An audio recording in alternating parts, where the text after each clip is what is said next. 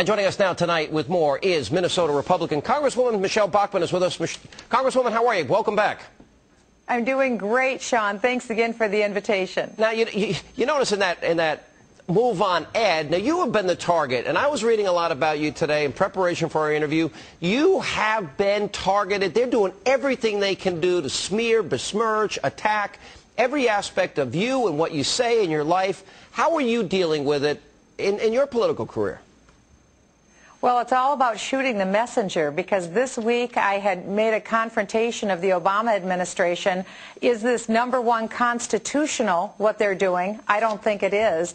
And number two, I'm very concerned about the international moves they're making, particularly the question that there was about moving the United States off of the dollar and onto a global currency like Russia and China are calling for.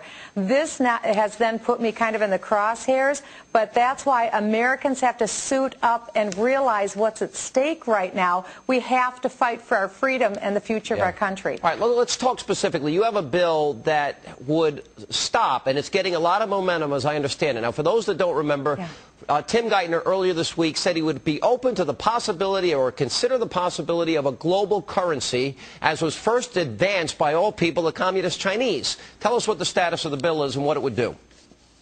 Well, what I have done is put together a bill. I have about 30 members of the House of Representatives that have signed on. It would bind the president or his designee from putting the United States into either an international agreement or a treaty that would take the United States off of the dollar and put us on an international global currency, a one world currency government. And right now, this isn't talk. Russia has called for this. China, India, South Africa, Brazil, the United numbers Nations. Of stations, United Nations, at the G20. So that's why in Financial Services Committee on Wednesday, I put the question directly to our Treasury Secretary and our Federal Reserve Chair, asking them, will you categorically denounce taking the United States off the dollar? They said yes, they would denounce it, but the very next day, before the Council on Foreign Relations, our Treasury Secretary, Tim Geithner, said that he would be open to this suggestion. So which Tim Geithner do we believe? Well,